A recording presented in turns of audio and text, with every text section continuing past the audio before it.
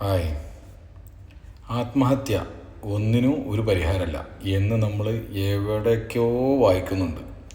ഒരുപാട് പോസ്റ്റുകളിൽ നമ്മൾ വായിക്കുന്നുണ്ട്. പക്ഷേ അനുദിനം എന്നോണം ഈ ഒരു പ്രവണത കൂടിക്കൊണ്ടിരിക്കുകയാണ്, പ്രത്യേകിച്ച് മലയാളികൾക്കിടയിൽ. ഇന്നത്തെ പേപ്പറിൽ 2 പേര് ആത്മഹത്യ ചെയ്തവരുടെ പറ്റിയിട്ടുള്ള കേസുകളുണ്ട്. ഒന്നൊരു നവവധുവാണ്, ഒന്നൊരു 40 വയസ്സായ ഒരു സ്ത്രീയാണ്. സ്ത്രീകളാണ് കൂടുതൽ ആത്മഹത്യ തിരഞ്ഞെടുക്കുന്നത്. എന്തുകൊണ്ട് ആത്മഹത്യ ചെയ്യുന്നു? ആത്മഹത്യ ചെയ്യാൻ തീരുമാനിക്കുന്ന ആ സമയത്ത് നിങ്ങൾ ഒരു കാര്യം ചിന്തിക്കുക. നമുക്ക് വേണ്ടി മമ്മൂട്ടിയും മോഹൻലാലും മലയാളത്തിലെ താരരാജാക്കന്മാർ അഭിനയിച്ചു വെച്ചിട്ടുള്ള സിനിമകൾ മുഴുവൻ കണ്ടു തീർത്തിട്ടാണോ നിങ്ങളിവിടുന്ന് പോകുന്നത്? മമ്മൂട്ടി ഏകദേശം 400ഓളം സിനിമകളിൽ അഭിനയിച്ചിട്ടുണ്ട്. മോഹൻലാൽ അതുപോലെ തന്നെ 360 മലയാള പടങ്ങളും പിന്നെ 35 ഏകദേശം 400ൻ്റെ അടുത്ത് മറ്റ് 35ഓളം അന്യഭാഷാ ചിത്രങ്ങളും പിന്നെ നാടകങ്ങളും കാര്യങ്ങളും കൂടി ഒരു 400ഓളം സിനിമേൻ്റെ വർക്ക് മോഹൻലാൽ ഏകദേശം ചെയ്തിട്ടുണ്ട്. 2 പേരും കൂടി 800 സിനിമകൾ അഭിനയിച്ചിട്ടുണ്ട്. ഈ സിനിമകളൊക്കെ കണ്ടു കഴിഞ്ഞതിന് ശേഷമാണോ നിങ്ങൾ ഈ ജീവിതം അവസാനിപ്പിക്കുന്നത്? ഇതൊക്കെ നമുക്ക് കാണാനും കണ്ട് രസിക്കാനും ഒക്കെ വേണ്ടിയിട്ടല്ലേ ഇവർ അഭിനയിച്ചിട്ടുള്ളത്. അങ്ങനെ ഫുട്ബോൾ കളി, ക്രിക്കറ്റ് കളി, അങ്ങനെ എന്തെല്ലാം കാര്യങ്ങൾ ലോകത്ത് നടക്കുന്നുണ്ട്. ന്യൂസ് പേപ്പർ വായിക്കാനുള്ള സൗകര്യങ്ങൾ, ടെലിവിഷൻ കാണാനുള്ള സൗകര്യങ്ങൾ, YouTube channel watching, Facebook, Instagram, WhatsApp, അങ്ങനെ പല പല സംഗതികളും നമ്മുടെ മുന്നിൽ ഇന്ന് അവൈലബിൾ ആയിട്ടുണ്ട്. ഇതൊക്കെ കാണാനും മനസ്സിലാക്കാനും ഉപയോഗിക്കാനും ഒക്കെയുള്ള സമയം ആണ് നമ്മൾ ലിപ്റ്റൺ ചായയിൽ നിന്നും ടീ ബാഗ് എടുത്തിടുന്ന അത്ര നിസാരമായൊരു ലാഘവത്തോടു കൂടി ജീവൻ നമ്മുടെ ശരീരത്തിൽ നിന്നും എടുത്തു വലിച്ചെറിയുന്നത്. അങ്ങനെ ചെയ്യരുത്. ഒരിക്കലും ആത്മഹത്യ തിരഞ്ഞെടുക്കരുത്. ആത്മഹത്യ ചെയ്യാൻ നിൽക്കുന്ന ആ നിമിഷം, ആ ചിന്ത വരുന്ന സമയത്ത് നിങ്ങൾ ഇത്രയെങ്കിലും ചിന്തിക്കുക. മമ്മൂട്ടിയും മോഹൻലാലും അഭിനയിച്ച മറ്റുള്ള നടന്മാരതൊന്നും ഞാൻ പറയുന്നില്ല, അവരൊക്കെ കൂടി അഭിനയിച്ചെടുക്കാൻ ഒരുപാടുണ്ട്.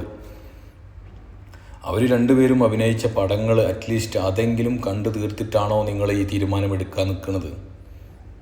ആയിരിക്കില്ല. പിന്നെ നവവധുക്കളെ ആത്മഹത്യ, കല്യാണം കഴിഞ്ഞ് ജനുവരി 8-ാം തീയതി കല്യാണം കഴിഞ്ഞ ഒരു കുട്ടീൻ്റെ ഇത് വായിച്ച് ഭർത്തൃ വീട്ടിൽ ആത്മഹത്യ. കുറച്ച് കാലത്തെ ദാമ്പത്യ ജീവിതത്തിന് ശേഷം തിരിച്ചു പോന്നൂടെ? എന്തിന് അവിടെ ജീവിതം അവസാനിപ്പിക്കുന്നു? നിങ്ങൾ വിചാരിച്ച രീതിയിലുള്ള ഒരു സെറ്റപ്പ് അവിടെ കിട്ടണില്ല എന്നുണ്ടെങ്കിൽ ഒരു 20 അല്ലെങ്കിൽ 10 വാട്സപ്പ് ഗ്രൂപ്പിൽ ഇന്ന് ഒരുവിധ ആളുകളൊക്കെ മെമ്പറാണ് ഈ കാര്യം. ഫാമിലിയും വാട്സപ്പ് ഗ്രൂപ്പും, അങ്ങനെ പല പല ഫ്രണ്ട്സിൻ്റെ വാട്സപ്പ് ഗ്രൂപ്പ്, സ്കൂളിൽ ഒന്നിച്ച് പഠിച്ച വാട്സപ്പ് ഗ്രൂപ്പ്, എല്ലാ രീതിയിലുള്ള ഗ്രൂപ്പുകളും ഉണ്ട്. അതിലേതെങ്കിലും ഒരു ഗ്രൂപ്പിൽ ഒരു വോയിസ് ഇട്ടാൽ പോരെ, എൻ്റെ വീട്ടിൽ ഇതാണ് സ്ഥിതി, ഇയാളെ എന്നെ ഉപദ്രവിക്കുകയാണ്, കള്ളുകൂടിയനാണ്, അല്ലെങ്കിൽ അമ്മായിമ്മ എങ്ങനെയാണ് പ്രശ്നമാണ്, മറ്റുള്ള ആരാണോ നിങ്ങൾക്ക് ബുദ്ധിമുട്ടുണ്ടാക്കുന്നത് അവരെ പറ്റിയിട്ടൊരു വോയിസ് അങ്ങോട്ട് വിട്. അപ്പോൾ നിങ്ങളെ വേണ്ടപ്പെട്ട ആരെങ്കിലും നിങ്ങളെ കേസിൽ ഇടപെടും, തീർച്ചയാണ്. ആരോടും ഒന്നും പറയാതെ ഈ ഞാൻ നേരത്തെ പറഞ്ഞ മാതിരി ലിപ്റ്റൺ ചായ എന്ന് ആ ടീ ബാഗ് ഇങ്ങോട്ട് എടുത്ത് ഒഴിവാക്കണ മാതിരി ജീവിതം കൊണ്ടേ കളയല്ലേ. പോയാൽ ആർക്ക് പോയി? ആ പീഡിപ്പിക്കുന്ന ആൾക്കാരൊക്കെ ഇതേ പരിപാടി തന്നെ തുടരും. നിങ്ങൾ പോയാൽ വേറൊരുത്തി വരും. ആ പെണ്ണിനും ഇതന്നെയാണ് ഈ അവസ്ഥ. അവർ സ്വഭാവം മാറ്റാൻ പോണില്ല. അപ്പോൾ അവർക്കെതിരെ പ്രതികരിച്ചുകൊണ്ട് ആ ജീവിതത്തിൽ നിന്ന് റിട്ടയർമെൻറ്റ് ചെയ്യുക, റിസൈൻ ചെയ്യുക എന്ന് പറയും. ജോലിയിൽ നിന്ന് റിസൈൻ ചെയ്യുന്ന പോലെ ഒരു ജോലിക്ക് നമ്മൾ ചേർന്ന് കഴിഞ്ഞാൽ നമുക്കത് പറ്റാതാവുമ്പോൾ നമ്മൾ അവിടുന്ന് ഒഴിവായി പോകണില്ലേ? അതേപോലെ നമ്മളൊരു വിവാഹ ജീവിതത്തിൽ അത് തിരഞ്ഞെടുത്ത് കഴിഞ്ഞാൽ അത് സൂട്ടബിൾ അല്ലാന്ന് കണ്ടു കഴിഞ്ഞാൽ അതിന് ഒഴിവായി പോകണം. അല്ലാതെ അതിന് വേണ്ടിയിട്ട് പിന്നെ ജീവിതം അവസാനിപ്പിക്കുകയല്ല കുട്ടികളെ വേണ്ടത്. ഓക്കെ. അപ്പോൾ ഇനി അങ്ങനത്തെ ചിന്ത വരുമ്പോൾ ഒരുപാട് ആളുകൾക്ക് ഇപ്പോൾ ഈ ചിന്ത വരുന്നുണ്ട് എന്നുള്ളതാണ് നമ്മുടെ ന്യൂസ് പേപ്പറും മറ്റുള്ളതും സോഷ്യൽ മീഡിയയും കാണുമ്പോൾ നമുക്ക് മനസ്സിലാക്കാൻ പറ്റുന്നത്. ഒന്ന്, സാമ്പത്തിക പ്രശ്നം കൊണ്ട് കടങ്ങൾ വരുമ്പോൾ ആത്മഹത്യ ചെയ്യുന്ന ഒരുപാട് ആളുകളുണ്ട്. കടങ്ങൾ വരാത്ത രീതിയിൽ നോക്ക്, വലിയ കടങ്ങൾ വരുത്താതെ ജീവിക്കാൻ നോക്ക്. ആഡംബരം കാണിച്ചിട്ട് ആരെ കാണിക്കാനാ? വലിയ ലോൺ എടുത്തിട്ട് വീട് വെക്കാതിരിക്കുക. അല്ലെങ്കിൽ വലിയ വണ്ടികൾ, ആഡംബര വണ്ടികൾ എടുത്തിട്ട് കടം വരുത്തല്ലേ. മാക്സിമം വലിയ വലിയ ലോണ് തലയിൽ വെക്കാതിരിക്കുക.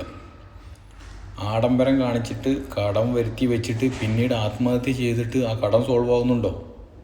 ആ പ്രശ്നങ്ങളിൽ നിന്ന് ഊരി പോകുന്നുണ്ടോ? ഇല്ലല്ലോ. പിന്നെ വീടുള്ളവരിന് വീടും സ്ഥലവും കാര്യങ്ങളൊക്കെ ഉണ്ട്, പക്ഷെ അത് വിറ്റിട്ട് കടം വീട്ടാൻ നോക്കാതെ കുടുംബം ഒന്നടങ്കം ആത്മഹത്യ ചെയ്യണം. എന്ത് കാര്യത്തിന്? നിങ്ങളെ ആസ്തിയുള്ള സംഭവങ്ങൾ വിറ്റൊഴിച്ച് നിങ്ങൾക്കൊരു വാടക വീട്ടിലേക്ക് മാറിയാൽ പോരെ? അങ്ങനെ പരിഹാരങ്ങൾ എന്തെല്ലാം ഉണ്ടാവും. എല്ലാ പരിഹാരങ്ങളും നോക്കണം.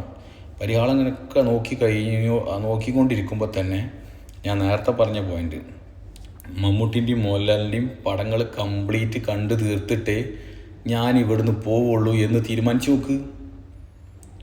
കാരണം ഈ 800 സിനിമ ഉണ്ടല്ലോ, ഈ 800 സിനിമ കണ്ടു തീരുമ്പോൾ നിങ്ങളെ പ്രശ്നങ്ങളും മാറും, മൈൻഡും മാറും. ഷുവറാണ് ആ കാര്യം. കാരണം 800 ഫിലിമൊക്കെ കണ്ടവർ ഇവിടെ അടുത്താരെങ്കിലും ഉണ്ടാവുമോ? നിങ്ങളെ പരിചയത്തിലുണ്ടോ? ഇല്ലല്ലോ. അവർ അഭിനയിച്ച ഫുള്ള് പടങ്ങളും കണ്ടു തീർത്ത ആരെങ്കിലും ഉണ്ടെന്നുണ്ടെങ്കിൽ പറ, കമൻറ്റ് ചെയ്യും. അപ്പോൾ അത് കണ്ടു തീരുമ്പോൾ നിങ്ങളെ പ്രശ്നങ്ങളും തീരും, അല്ലെങ്കിൽ നിങ്ങളെ മൈൻഡ് മാറും. ചിലവർ 5 മിനിറ്റിൻ്റെ സംഭവം ഉണ്ടാവുള്ളൂ അങ്ങനത്തെ തീരുമാനങ്ങളൊക്കെ എടുക്കണവർക്ക്.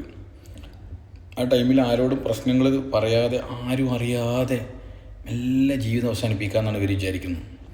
അവസാനിപ്പിച്ച് കഴിഞ്ഞാൽ എല്ലാവരും അറിയണില്ലേ? അപ്പോൾ പിന്നെ എന്താ ആ മാനക്കേടല്ലേ അത്? എന്തിനാ അതിന് നിൽക്കണം? അതിനേക്കാൾ നല്ലത് പ്രശ്നങ്ങൾക്ക് പരിഹാരം കണ്ടെത്തുക, ഉള്ള കാലം ഹാപ്പിയായി ജീവിക്കുക. അപ്പോൾ ഇനി ന്യൂസ് പേപ്പറിൽ അങ്ങനെയുള്ള വാർത്തകൾ കേൾക്കാതിരിക്കട്ടെ നമ്മളെ മലയാളികളെ കുറിച്ച്. അതിനുവേണ്ടി എന്തു ചെയ്യുക? മാറി ചിന്തിക്കുക, പോരാടുക. ജീവിതത്തിൽ ഫൈറ്റിങ്, അവസാന നിമിഷം വരെ പോരാടുക, പൊരുതി ജയിക്കുക.